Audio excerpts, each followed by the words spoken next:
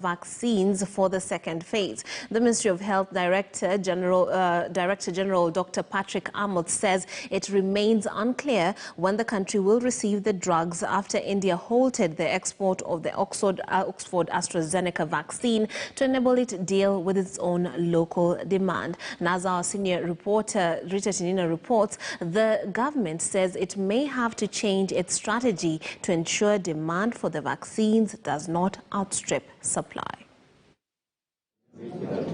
On the 22nd of this month, 19 days after 1.02 million doses of the Oxford AstraZeneca vaccine arrived in the country, 45,000 people had been vaccinated. 3 days later, on the 25th of March, the figure doubled to 90,000. Since last Friday, when President Uhuru Kenyatta, First Lady Margaret Kenyatta and other high-ranking officials were vaccinated, 40,000 people have received the jab, meaning that at least 10,000 people have been vaccinated daily in the last 4 days.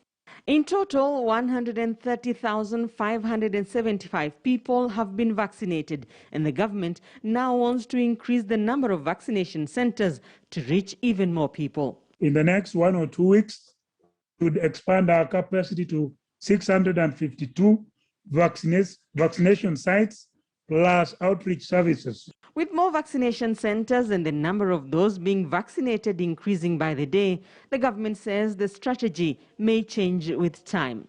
We wanted to move a bit slowly so that we don't create so much demand, especially now India, our next consignment of the vaccine may delay, then that will also send a negative signal to the populace.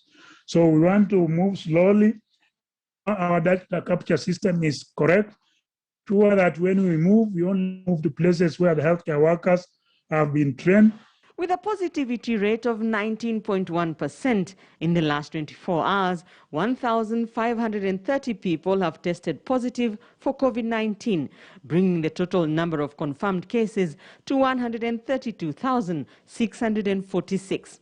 12 deaths have been recorded, rising the number of fatalities to 2,147. Rita Tinina, KTN News.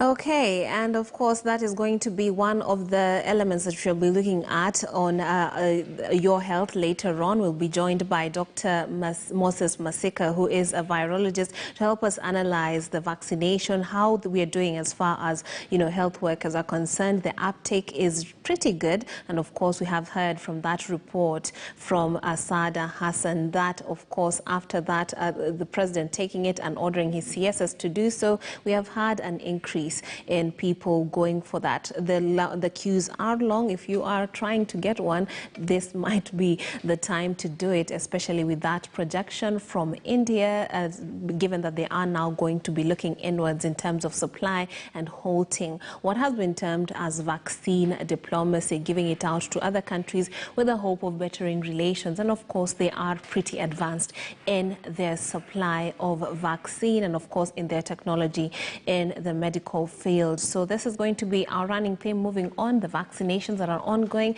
Another thing that you need to know is the fact that whilst this is doing really good, the COVID-19 vaccination uptake, when it comes to the other vaccinations, the normal ones, measles and what have you, we have been told that, or rather it has been reported that people are not doing as good as we would hope for, as far as the hospital being able to supply those, vaccines, but at the same time, people being afraid to take their loved ones, their children to hospitals to get the vaccines, because this is not something that they want to be exposing themselves. The coronavirus, we all know the dangers of that. Well, moving on, we have our segment of Health Watch that's going to cast more light on the very latest in the health sector and the health situation in the country. So here we go. Here's Health Watch.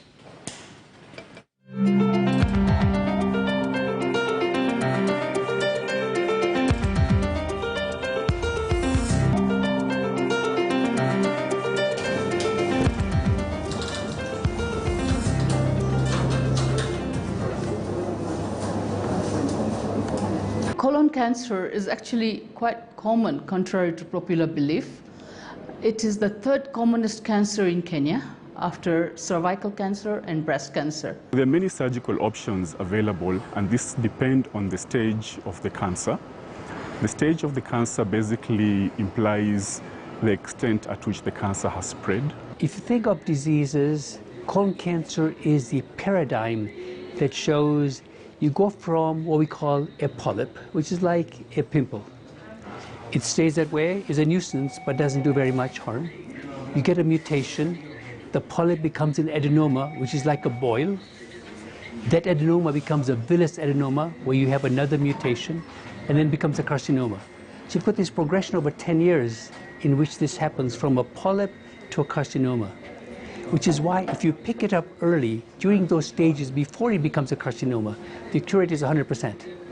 If you wait and the carcinoma develops and then goes into your lymph nodes, stage 3, metastasizes stage 4, the cure rate goes from 100% down to 40%, down to 10%. Colon cancer is one of the most common cancers in both men and women. This is after breast, cervical, esophagus, and prostate cancer. Experts say that if diagnosed early, then you stand a higher chance of being cured. My name is Dr. Mercy Korir, and on this episode of KTN News Health Watch, we speak to experts at the Aga Khan University Hospital about screening, surgery, and chemotherapy for colon cancer.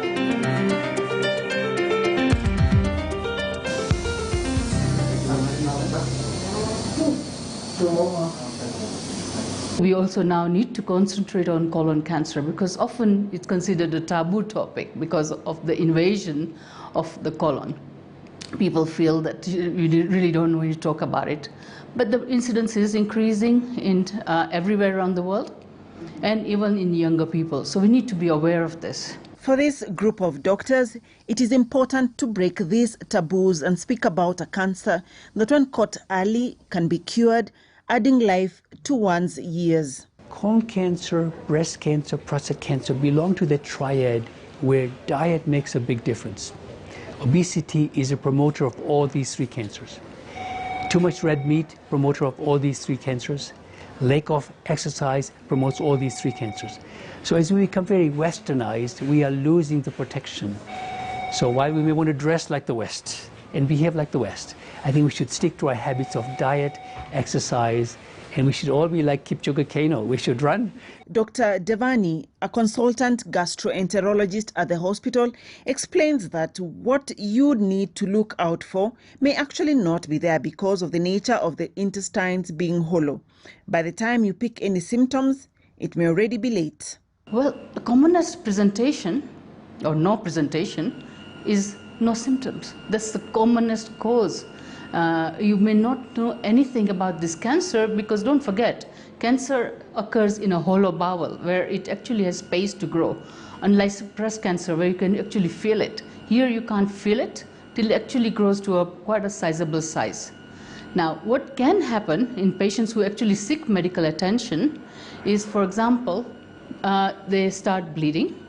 Bleeding, now you'll be interested to know, can be of different types. It can be bright red in bleeding, it can be purple in color, it can be dark red, or it can be black in color. And that's all bleeding from the gut somewhere. So they can present with bleeding, they can present with pain. Pain is usually a late sign because by this time the bowel is blocked up or it has gone somewhere else. You can have what's called change in bowel habit, where you've been going every day. Let's say every day in the morning you open, but now you're saying, oh, every 2 days, now every 3 days, and it's tough. I have to now go buy over-the-counter medications to try and go to the washroom. People who are older are at higher risk of developing colon cancer because of just how the body works. You develop cancers every day. You develop cancer every day. I develop cancer every day. But our immunity, our DNA is so strong that it keeps repairing things. I mean, it's amazing, the human body. It keeps repairing anything that is going wrong, and you don't even know it till it becomes very big. Now, what happens as you grow older, everything becomes slower. Your repair also becomes slower. So the DNA cannot repair the cancer anymore, the cancer cells that are coming through. And of course, you're more likely to develop cancer cells. And hence, slowly it increases. However, there are some preventative measures we can take. We know that the patient immune system is a very powerful tool. What we did not understand is, why doesn't the immune system kill the colon cancer? Why does it kill the virus and doesn't kill the colon cancer? It's because the immune system looks at the colon tumor and says, this is part of self. It is like my own colon. We have to reprogram, re-educate the immune system to say, no, this is your cell that have had a mutation and have become malignant, so attack it. So the immune augmenting therapy is exactly that, to activate your immune system to look at your tumor as foreign and not as self. And they're all available here. Because of this, screening, the experts say, is your best bet to catching these changes early. Screening basically involves multiple steps. First thing is you can run what's called a stool test, which is you usually do 3 stool tests. However, we need to warn you that it's not very accurate. We have seen patients where you can have a negative test and still have colon cancer. You can have positive test and it's not colon cancer, it can be something else. So we need to find out what the cause of that blood is. There are more accurate tests which are not available in our country. Basically, they're called FIT tests and DNA tests, which are far more accurate and done on the stool. For people who have had a colonoscopy done, they will tell you that it is not very pleasant. From the procedures of prepping the bowel to be clean and clear of any fecal matter, to the discomfort of having a probe up your intestines. But this is necessary. We do have now an enlarging population of Kenyan doctors who are now doing colonoscopies, which is very, very good, because now you have a bit more access to colonoscopy. Colonoscopy is done largely to patients who have symptoms or who are the age of 50, or if you got first-degree relatives or 2 first-degree and second-degree relatives, in which case you need to run a colon. If there is a personal history, if you suppose you had a colonoscopy and they found a polyp, you definitely need to review colonoscopies. And maybe even your first-degree relatives will need a colonoscopy. There are different sections of the colon that the doctors will be looking out for the cancer. There are quite a few different types of cancer. One is just incidental, where you get cancers. It can be on the right side, left side, what's called transverse colon, or it can be in the rectum. So in a way, they are treated differently. The rectal cancers are treated differently from the rest of the colon cancers, and what are called anal cancers, which is right at the bottom end, is treated completely differently. So you can have just incidental types, or you can have family predisposition. In other words, there is some family DNA that has passed through that has made you predisposed to cancer. For example, especially first-degree relatives, like parents, brothers, sisters, you need to be very aware that you need a colon cancer screening. It's something worthwhile for everybody to think about and get it done, especially if you're at the age of 40, maybe 45, because American statistics show that maybe we are now seeing at a younger age, and they're now saying that maybe you should start screening at 45.